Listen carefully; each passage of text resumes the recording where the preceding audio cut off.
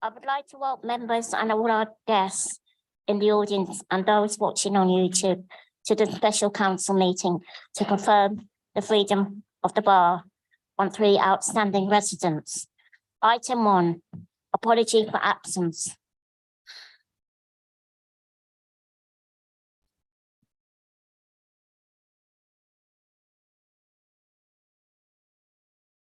Mayor, apologies for absence have been received from Councillor Adroni Alford, Anne Rosenberg, Paul Alexander, Sally Taylor and Victoria Brocklebank Fowler. Thank you. Item 2, freedom of the borough. It is with great pleasure that I welcome Belle Foster, OBE, Bear Montague, OBE, and Barry Stead, and members of their family and friends to this meeting. I call upon the leader, Councillor Stephen Cowan, to formally move the report and its recommendation. Formally moved. Is the report and its recommendations agreed? In recognition of Belle Foster and Bear Montague's service to preventing domestic violence and supporting survivors, the Council confers the honour of the freedom of the borough. I call upon the leader, Councillors Emma Apthorpe, Laura James and Nicole Trey and Andrew Dinsmore to give speeches for Beryl Foster and Bear Montague. I invite, Councillor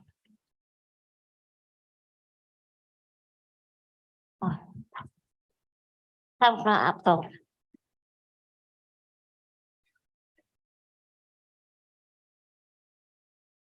Freedom of the borough.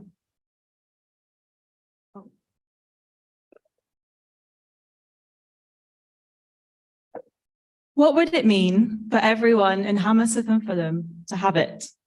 What would it look like and how do we achieve it? These are the questions Beryl Foster and Bear Montague have tackled in their 25 years of running Advance. Beryl Foster was a founding member of Hammersmith Women's Aid. She worked there for many years before moving to H&F's Community Safety Unit. There, she developed Standing Together, a now independent charity which networks local public and private bodies together to end domestic violence. Sounds simple and obvious, but at the time there was no understanding that local organisations should work together. The onus fell on survivors rather than the community. Meanwhile, Bear Montague had started work in the sector as a therapist. She then also joined the council and started the borough's first outreach service for survivors. Because at the time there were refuges, there was the police, but there was no local service for anyone experiencing violence at home. Bear then took this pilot project and together with Beryl founded Advance in 1998, an organisation to help women facing violence at home, which worked together with Standing Together to advocate for systematic change.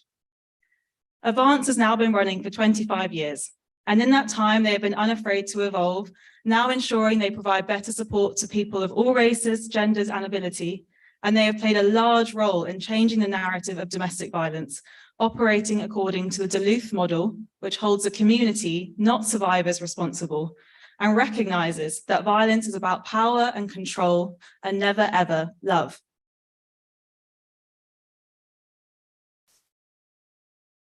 We are fed a narrative of fearing an elusive man on the street, increasingly of fearing other marginalised groups, trans people, men of marginalised ethnicities, when in reality, 80% of gender-based violence is committed by someone you know, and most often a partner.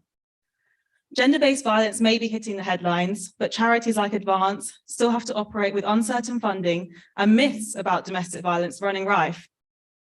I think we cannot quite bring ourselves to believe that perpetrators and enablers might just be our friends, colleagues, family, neighbours, or even children that we helped raise.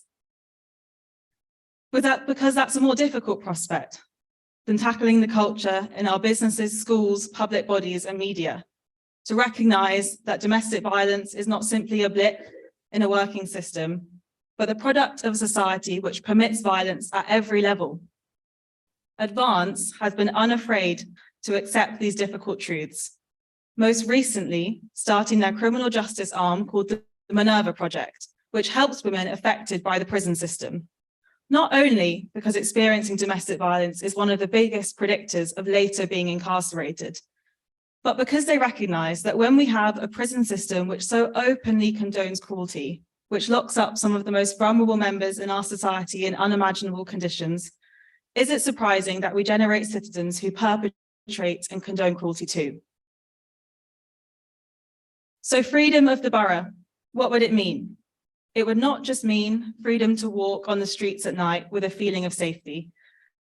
It would mean freedom for our children to be born into the world without a 1 in 7 chance of living with domestic violence before the age of 18.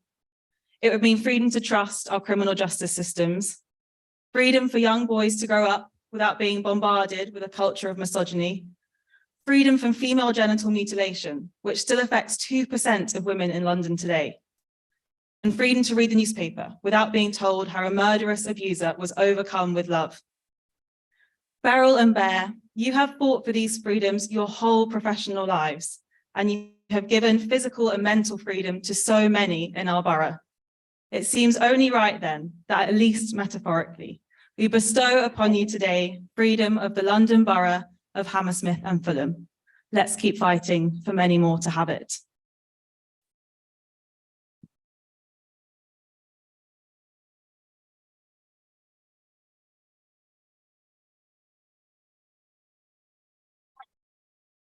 Councillor James. Thank you. Well, I want to talk about one important aspect of Advance's work, which is, as Emma just mentioned, it's incredibly important work with women in contact with the criminal justice system. At all levels, Advance works to keep women out of prison and support those leaving prison so they do not return. This is really tough, complicated, and incredibly important work. It was in a Supreme Court decision in 2017 that Lady Hale acknowledged the long-standing concern that the prison system is designed by men for men, and therefore women have been completely marginalized within it. She went on to say that this is scarcely surprising because women only at that time made up 5% of the prison system, which itself was struggling to cope. 6 years on, women account for 4% of the prison population, but their situation has not improved one little bit. It was only last week that Dame Anne Owers reminded us that women in this country can still be sent to prison without ever having been convicted of an offence for their own protection. How women can be protected in an environment where, in fact, we have heard from the latest statistics, there has been a 42% increase in self-harm in the last quarter, is beyond me. And of course, the harm that women suffer in prison very often comes on top of the long histories of suffering that we just heard about. We know that many women who get sucked into crime do so because they are desperate to support their children or in the wake of domestic violence or sexual abuse. And that is why women in the criminal justice system require a completely unique response that keeps them away from custody and, where possible, diverts them towards a positive future. And Advance, I'm so proud to say, is absolutely at the forefront of that response, supporting women in our borough and across London and the South East with the support they need to stay away from crime. Last year, 2,856 women were in contact with the criminal justice system and referred to Advance by Advance for one-to-one support in their service led by women for women. And so I want to leave you today with the words of a woman who was once on the receiving end of support from Advance and has now become a peer mentor supporting women and girls in need of help. She says this: "This service is so empowering. If I hadn't engaged with this service, I'd still be involved with drugs, still offending. At the time I was arrested, I didn't want to be alive. Now I am part of the world. Thank you, Advance, for all the work you do for women in our community, and huge congratulations on receiving this well-deserved award.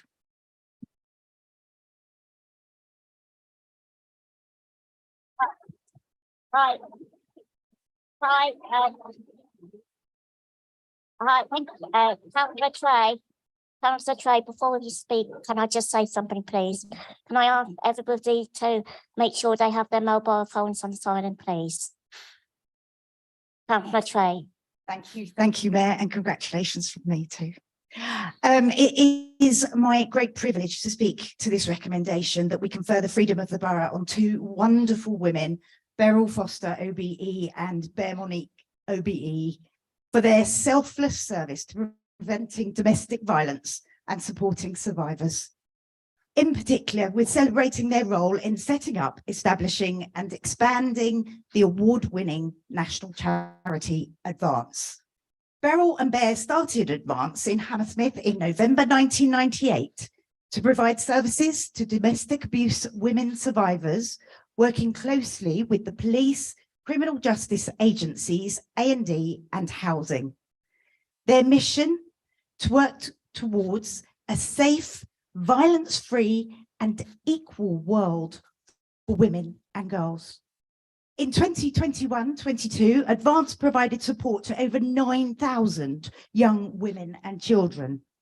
93% of women reported a reduction in abuse. 96% of women said that they felt safer. 93% of women reported improved health because of your support. All due to your support.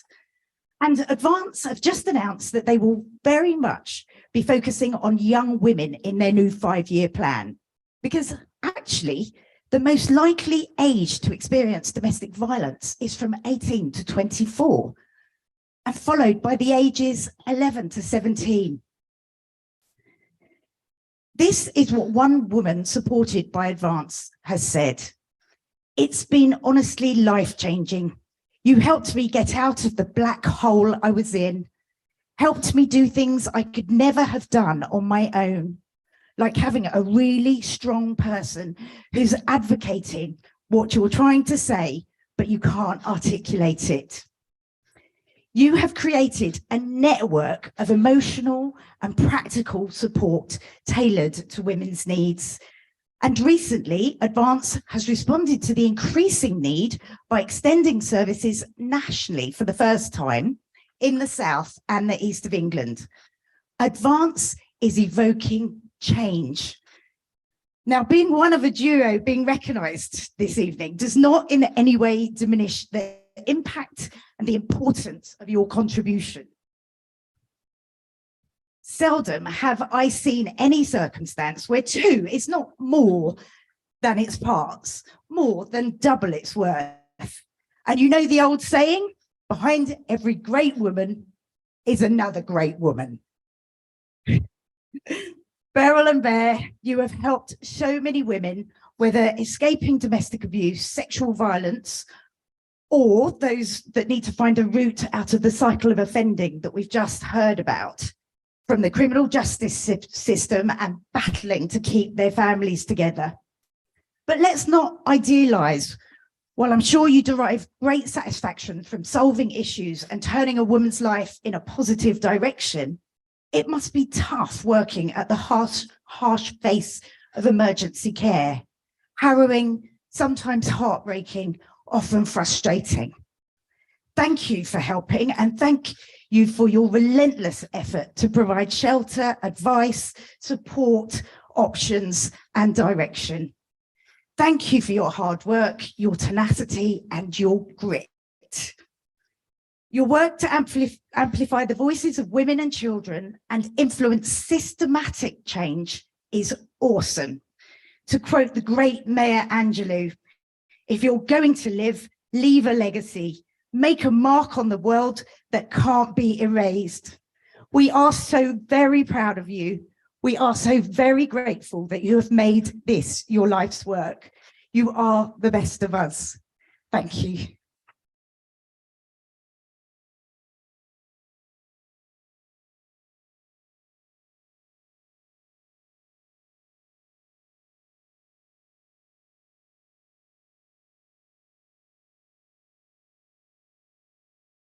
Councillor Dinsdale, would like to speak. Thank you, Mayor. The Conservative Group wholeheartedly support this recommendation, and I couldn't agree more with the brilliant speeches of my fellow councillors. We're very proud today that both of you, Beryl and Bear, are to be awarded the Freedom of the Borough. To found a charity which, while started in Hammersmith, has now expanded to the majority of other London boroughs is a testament to the need which you identified. It is extremely sad that the practical help, such as the Winter Hardship Fund, and the advice that you provide to Advance is in such demand. I see from your website that over 9,500 women and children were helped last year, and the 15 personal stories are both incredibly moving, but also positive, highlighting the successful aims of the Advance charity you founded 25 years ago. You really have made society a better place, and that is what the Freedom of the Borough is all about. Thank you very much for your initiative, drive, and sheer hard work. And it is an honour for us all that you are here with us today. Many congratulations and our thanks to you both.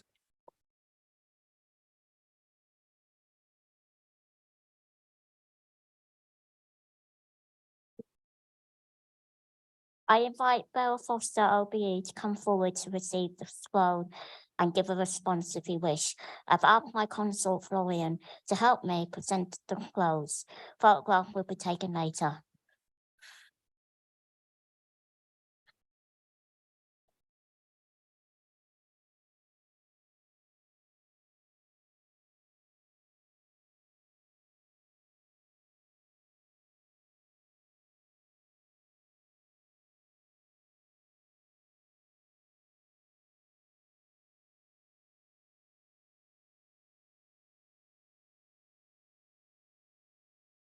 Thank you.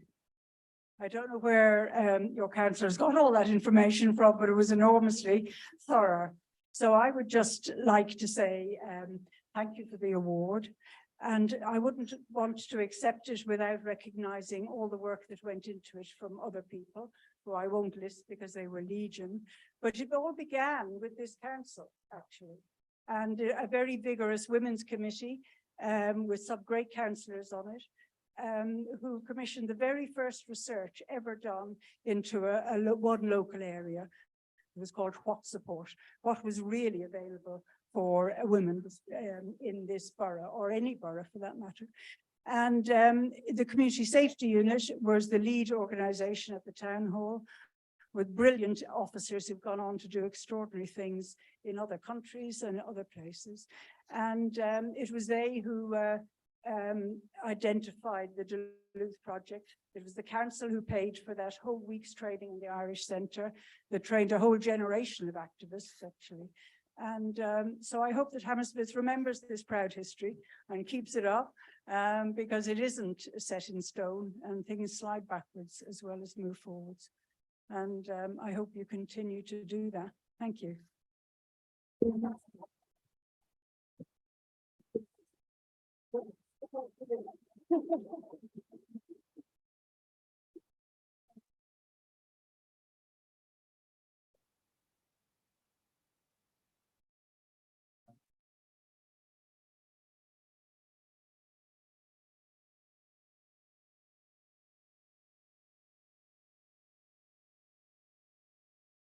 I invite Bear Monteith OBE to come forward to receive the scroll and give a response if you wish.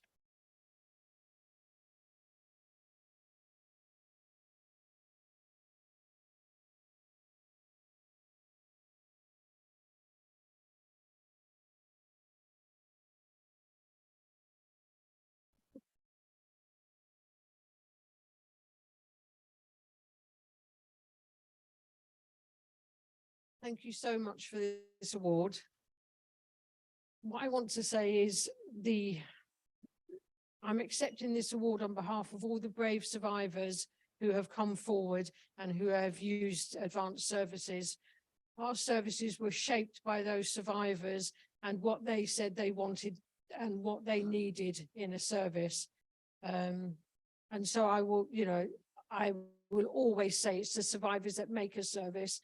And you should never stop listening to survivors, because they will tell you what the new issues are and what they need from your services. And Hammersmith and Fulham were key players and supporters in the beginning when we started Advance and throughout the years.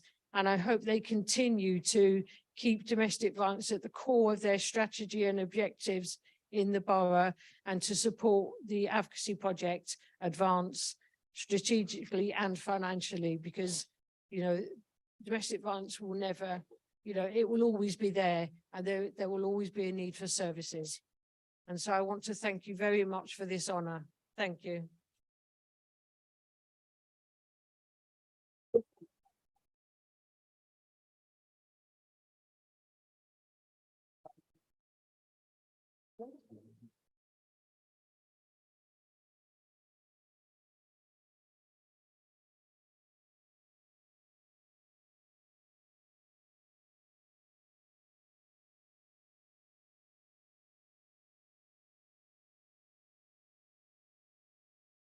In recognition of Barry Stead's service to the borough, the council confers the honour of the freedom of the borough.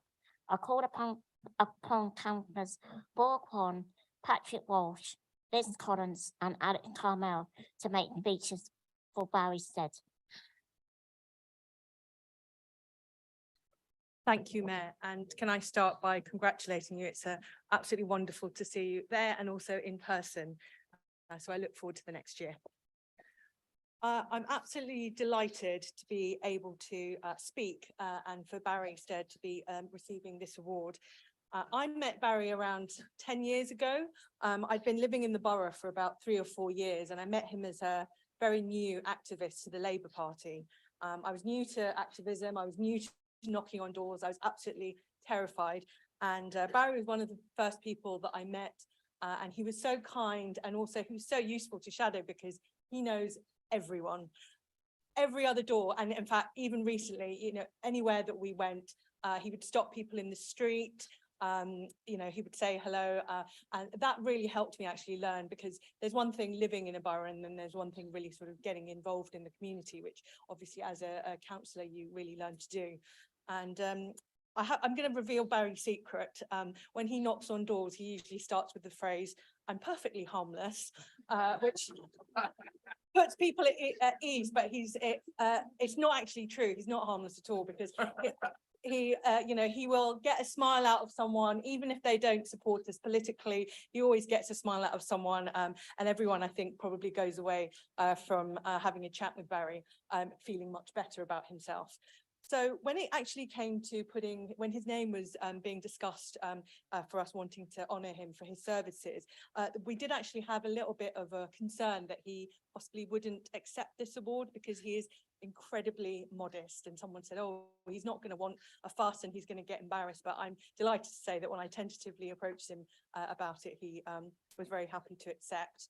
And as well as his kindness, as I said, I've only known him for the last 10 years. His services to this borough go back decades. So he was a councillor, he was a leader of the council, but he also represented Hammersmith and Fulham residents on a London-wide level as well.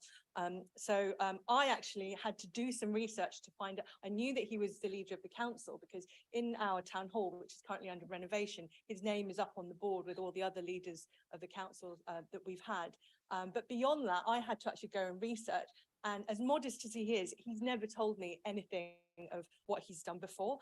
The things that I did know him for, and that he still actually is a critical friend and gives us a hard time about, is the provision and the access to arts in the borough.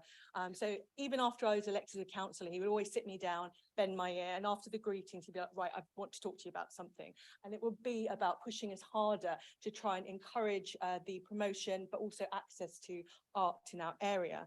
And so I knew again about, he was one of the people behind the founding of Riverside Art Studio, but he was also very much influential in the rebuilding of the Lyric Theatre and also the acquisition of Fulham Palace, institutions I think that we all enjoy and we are all proud to call gems. Gems in our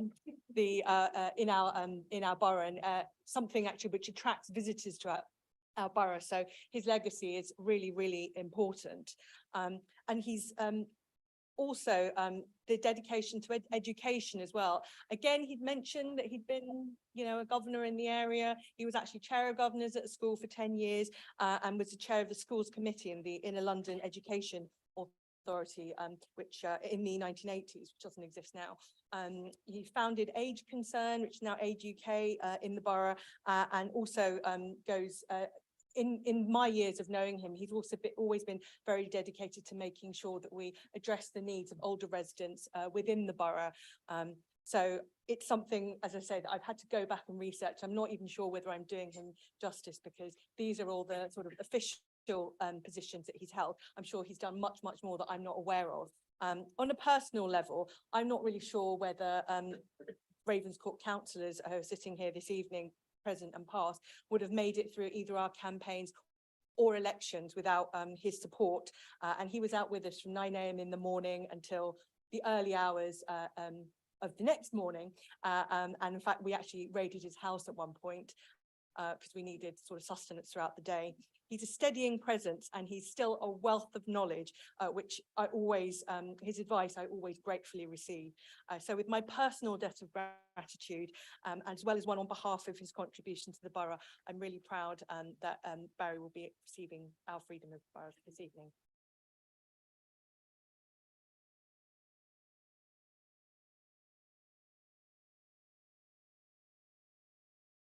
Councillor Walsh, you wish to speak? Thank you, Mayor. And my first words, of course, must be to congratulate you on the election of your position. I'm sure you will do the borough incredibly proud as our first citizen. And of course, to Councillor Apthorpe, thank you very much for your dedication and service to our borough over the last 12 months. Tonight, I've opted to speak on the honouring of Barry Stead, one of my great ward residents and a fantastic example of what a life in public service truly is. As detailed by Councillor Kwan, Barry has been involved throughout his entire life, helping people at every hand's turn, whether that be in the council, as a council leader, and in the many, many different charities that he's been involved with. I have to say, as a councillor for Ravenscourt, he has been a huge help to me in the campaign, but also in giving advice to me and also bringing people to the council when they need help, when they need services, being that guiding presence that people don't always know how to access the help that they need. And it's incredibly important that there are champions like that in our community. And Barry is an absolute textbook example of that. So I'm incredibly delighted that you've been selected tonight to receive the Freedom of the Borough. Thank you very much for all that you've done on behalf of all the citizens of Hammersmith and Fulham. And of course, thank you as well to your wife, Millie, as well, for the tireless dedication and support that she's given to you and to the wider community as well. Thank you.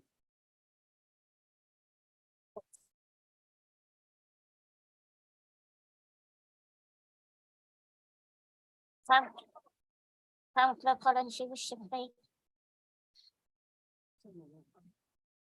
Okay. Dear Barry, I'm very pleased to have the opportunity to just say a few words thanking you for all your help when I was campaigning to become a new councillor in the Ravenscourt ward. The support and information you provided during that canvassing campaign was inspiring and invaluable. In relation to local knowledge, you pointed out the important details, but further than that, you explained your dedicated and lengthy involvement with council and national politics. Underlining the highs and lows of such involvement, I was particularly impressed by your dedication to the cause during difficult political times. I understand that it is important people like you, Barry, who laid the foundations over many years, ensuring the positive outcomes for our Labour Party when the time is right. Always fair and patient, I believe that in my humble opinion, you are most deserving of our recognition and heartfelt thanks. Thank you.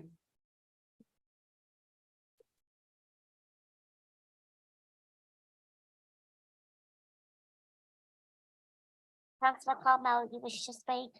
Yes, thank you, Mayor. Lovely to see you again.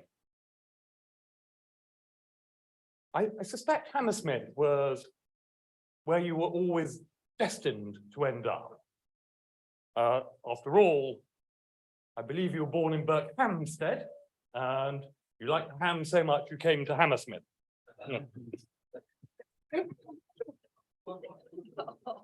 Now, since this is a formal occasion, if I might just once be permitted the pleasure of addressing you as Mr. Barrington John Steed said, but as everyone in this council who knows you, you have always been referred to as Barry. You were first elected to the council in 1971 in an election which I think is fair to say from our side of the chamber was not the one we wish to cherish the memory of. I believe Labour went from controlling 3 councils in London all the way up to 21 councils and well over 870 odd council seat gains. Hammersmith and Fulham being one of the councils that fell in the Labour tsunami that happened. But as a new councillor, you didn't let that hold you back. Like the cream that you are, you swiftly rose to the top. You represented White City from 1971 till 1978, when you retired undefeated. And those who thought that you were going to take a nice, quiet retirement and a back seat were sadly wrong. But to the benefit of the people of Hammersmith and Fulham, and indeed London, they still continued to benefit. According to my research, you were a member of the GLC from 1981 to 1986, and then you were a directly elected ILIA member from 1986 to 1990, along with the late lamented Tony Powell. The borough still basks in your legacy. Councillor Kwan has talked about the lyric. And Fulham Palace, the borough's only Grade 1 listed building, an oasis of calm for our residents here in Hammersmith and Fulham. We as an opposition are delighted to support your nomination, and we wish you to carry on expanding your knowledge and your wisdom to the citizens of Hammersmith and Fulham. On behalf of the Conservative opposition, thank you.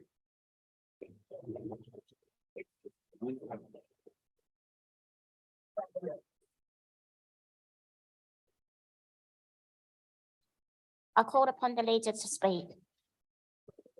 Thank you, Mayor. It is a huge honour to speak not just about Barry Stead, but also to speak on this occasion when we give the freedom of the borough to 3 remarkable people. I believe, having done this job for a very long time, you never really notice the people that come and go, but you often live with the changes. And some of those changes are very powerful, some of them are less so. But if you're in public life, one of the honours is that you get those changes to ripple through time. And with each ripple, if they're good changes, there is more help, more benefit, more change, more progress. I always love that quote, that much used quote these days, because Obama used it, from Martin Luther King, which I understand he took from someone about the arc of a moral universe is long, but it bends towards justice. And to tell you the truth, in recent times, I've realized that quote's wrong. It just doesn't bend towards justice unless someone tries to bend it. Unless someone says, this world can be better than this community deserves more.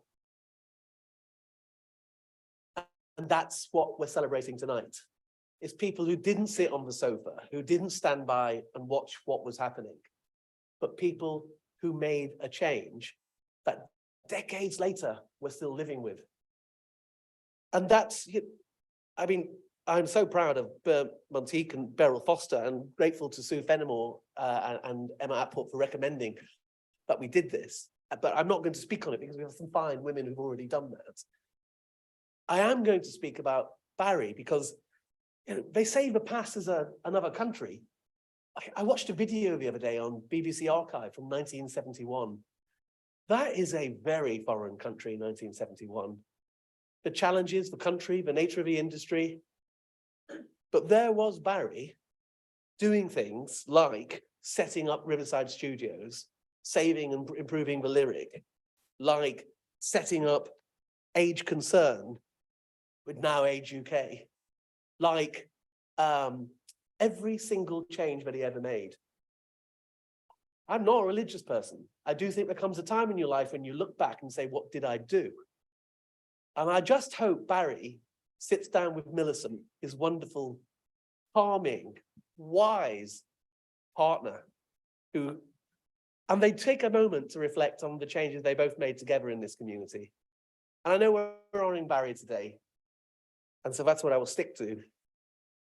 But I do hope you step back and think about the differences you've made. Because over that time, it's not just 1 or 10 or 100 people, it's thousands. And the Jewish Talmud says, save one life, change the world. I think you've saved thousands of worlds. So thank you, Barry Stead.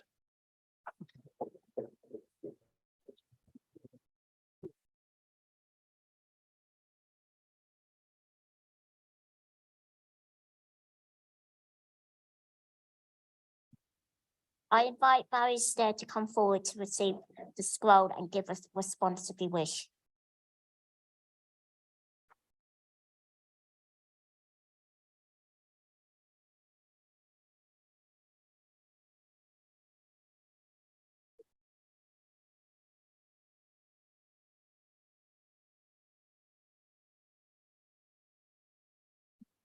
Madam Ware, congratulations. I'm overwhelmed. Thank you so much. And thank you for what people have said. I'm very fond of the London Borough of Hammersmith and Fulham. I would say that I did start my political career in that centre of socialism, that is the Royal Borough of Kensington and Chelsea. We were somewhat in the minority, may I say, when we were elected in 1964. But I then moved on to Hammersmith, and I've got to know Hammersmith very well.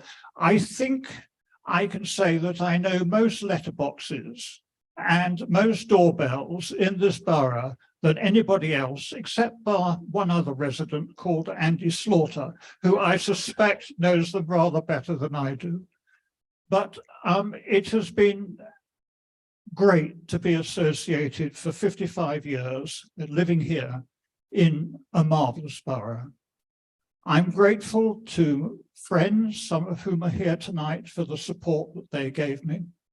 I'm particularly grateful to my family. Some of you may not know that when I happened to be leader or Labour leader of Hammersmith and Fulham, my mother was the Tory mayor of the London Borough of Bromley. So, and she and my sister have given me great support, and Jenny is here tonight. I've also could not have done anything that I have done without the help of Millicent, my wife, who's put up with me for 52 years, including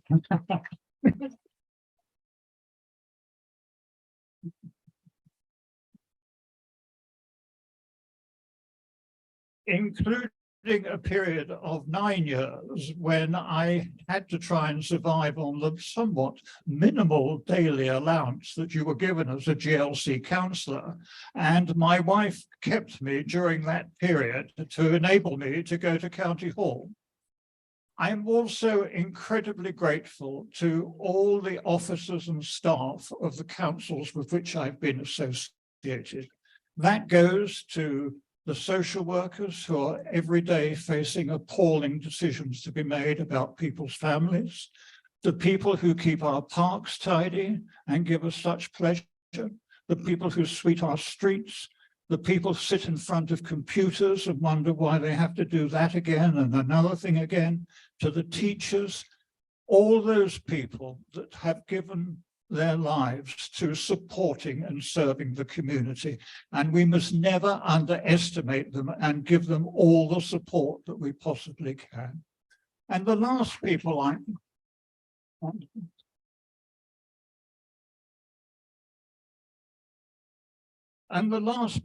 want to support and thank are my political colleagues. Not all of them I've agreed with. Sometimes we have had disagreements.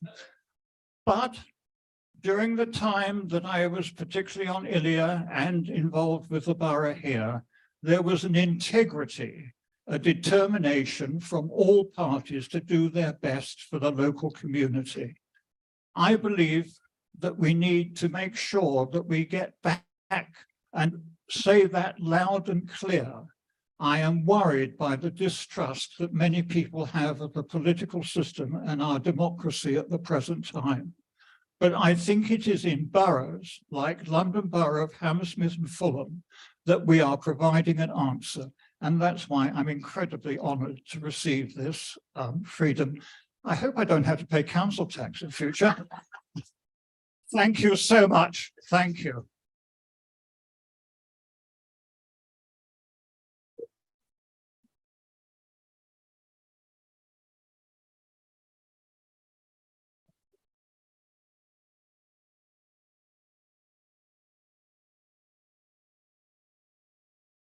Thank you. And at the end of tonight's special council meeting, before I end it, I would like to pay particular thanks to my consort, Florian, for helping me tonight by presenting the various different awards. Thank you, Florian. And I would also like to thank members for making me feel so welcome at this table. Thank you, everyone, for attending and watching.